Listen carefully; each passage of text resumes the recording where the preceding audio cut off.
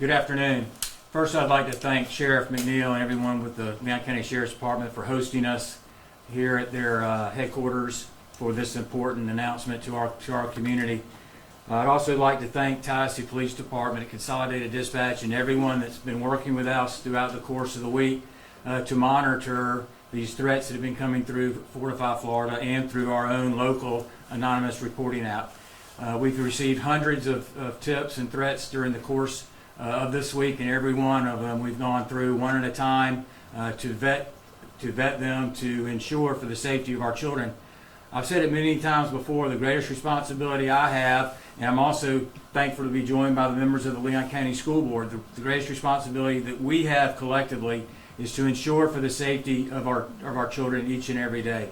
And it's a responsibility we take very, very seriously.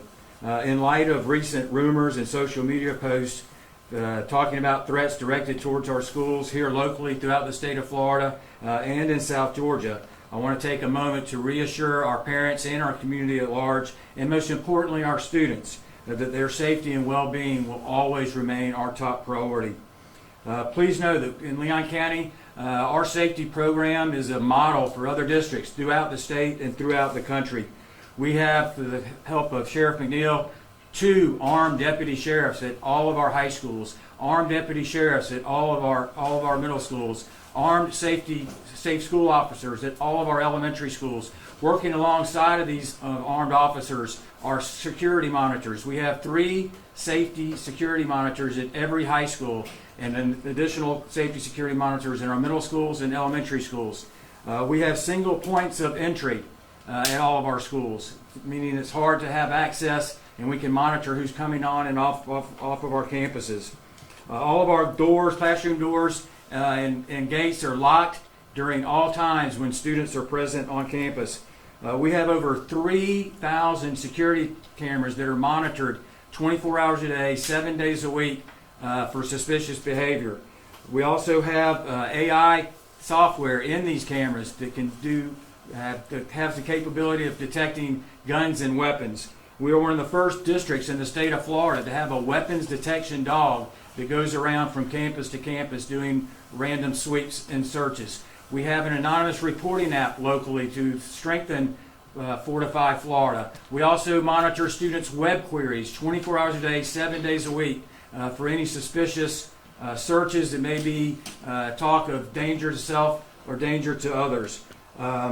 We have a 24-hour district monitoring system that I talked about, a station that's manned 24 hours a day, 7 days a week. Again, I am very proud of the safety program we have in place.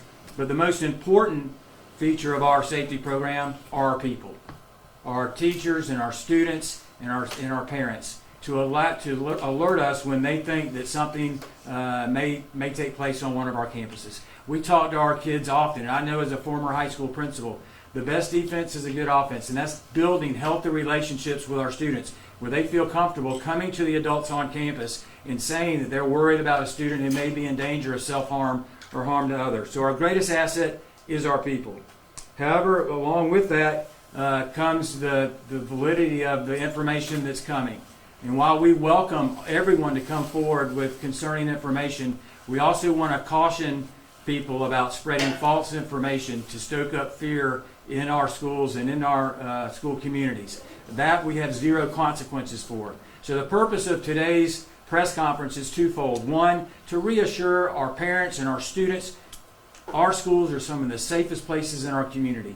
But number 2, while we encourage you to report suspicious behavior, I also want to warn you that if you are spreading false information to stoke up fear and anxiety in our schools and in our communities with our students and with our parents, the consequences will be severe and you will be dealt with as needed. So again, I can't thank the sheriff enough for having us here today. As he would say, we're all in this together.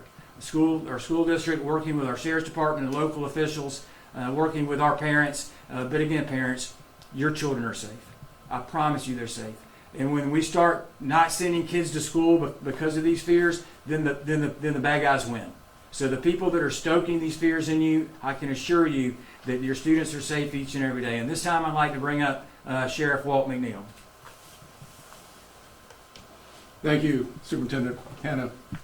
First of all, let me say to the citizens out there, you absolutely have one of the safest school systems in our country.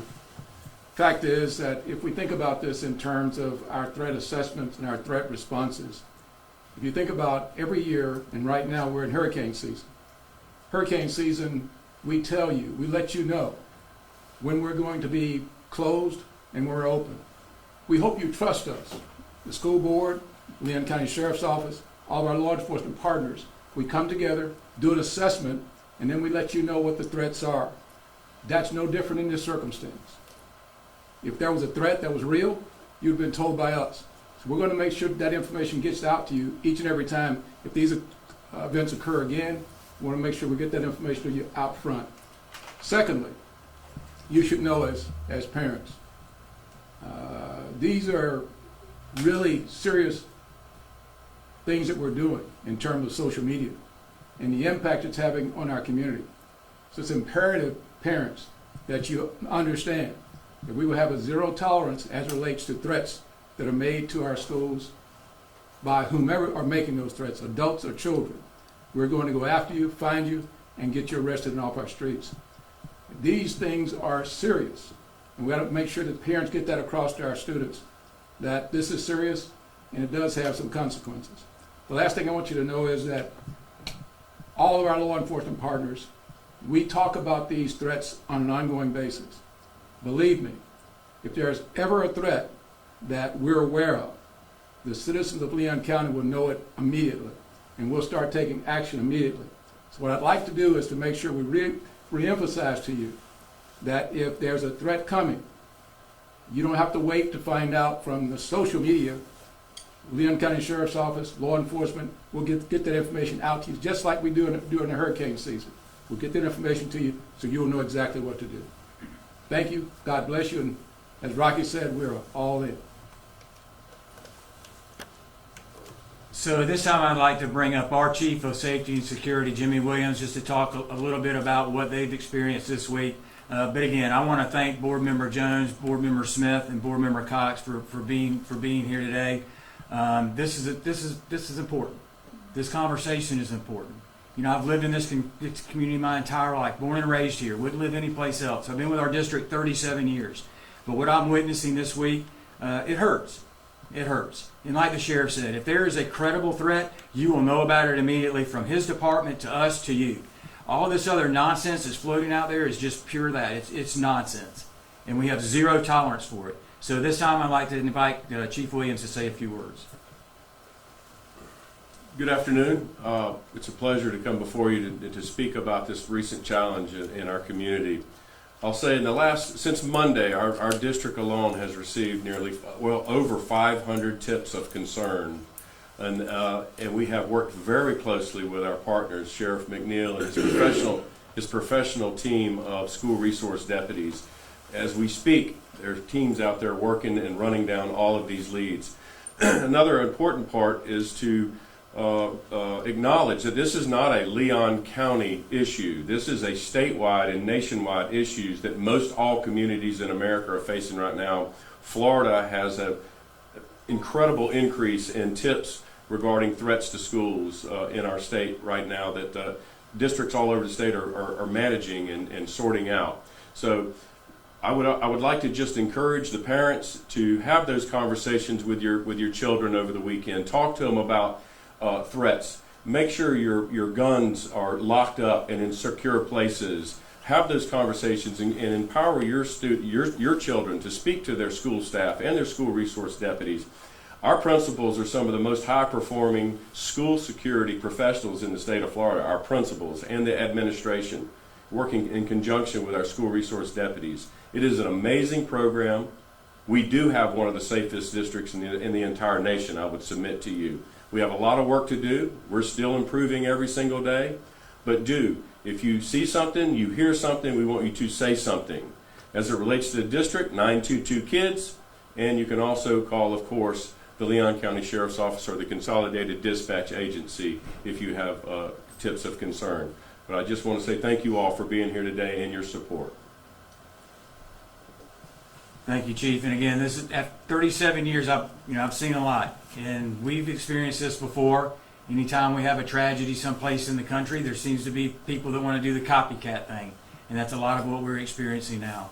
But this is something we take very seriously, and I just want to again thank Sheriff McNeil, one of the best sheriffs in the country. I'm proud to call him my friend for all they do to support our schools and to keep our children safe. And with that, we'll take any questions you guys may have. I have a question, Superintendent, but it was for Sheriff Walt McNeil. Is that fine? Yeah, absolutely. Even better. Thank you. I appreciate it. Sheriff, my first question to you is, what kind of strain do these threats put on your office when they happen? Well, obviously, the strain really is one on the community. Our deputies are there, they're at the schools, they're engaged. They know, in fact, that it's not a real threat, because we've done the research on it. The issue becomes how that information gets transferred back in the community and creates that angst in our community. Our deputies are ready. We're there each and every day in our schools. We know exactly who the students are, who's absent from school, and all that information. So we're ready to deal with it, but we've got to make sure that the citizens understand how impactful those wild allegations are. Right, and how long does it take to verify whether these threats are credible or not? Well, it depends. It depends on the nature of the threat. Sometimes we'll know immediately based on the information that we've got, based on the history we've got, and sometimes it takes a little bit of more time in terms of trying to track down the individual, or trying to track down the family, or trying to get the social media links all together. But at the end of the day, though, we usually have an idea of how credible the threat is. Absolutely. Thank you. You're welcome. So we'll say, just the effect that it's had on our student body. On Wednesday, there were over 1,000 students at Rickers High School that did not go to class. That's unacceptable. Today, there are 25% of the students at Leon High School did not go to school. That's the impact that these false rumors are having on the education of our children. And to our students, please don't just share stuff and screenshot stuff and send it out. Go see an adult. Go see your principal. Go see a teacher. Go say something. If you hear something, see something, say something. But all this, one of the posts that I saw about LHS, who knows what LHS they were talking about, I saw that 2 years ago. It's the same one I saw 2 years ago. So quit with all this screenshotting and sharing and stirring up hysteria. You need to be in school. And like the sheriff said, if there is something that we're fearful of or we need to change operations, we're going to act immediately. Superintendent, one more. Thank you. For the sheriff? No, for you. No, I got you. This is for you. Is it abnormal to see this many threats pop up in this short amount of time? So we've experienced, after Columbine, after Parkland, we have this type of behavior locally, and not just locally, but throughout the country.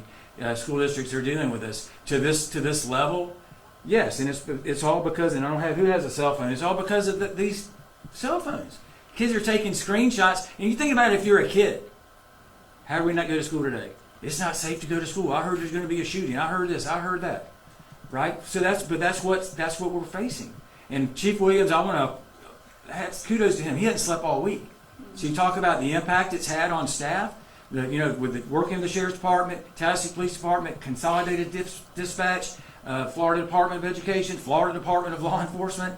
It's taxing a lot of resources, and it's like chasing ghosts. Credible threats, 100%. Come to us now, and we'll take action. But this nonsense of just spreading things, just spread it, not to have to go to school. It's not safe to go to school. Shut down school for a week. No, we're not having that. Thank you.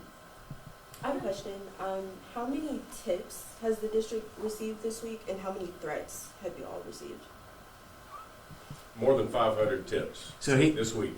Okay. But those tips, a lot of times, they're screenshots over and over and over again of what kids have seen, what was sent to them by a friend or whatever. And how many threats, if any?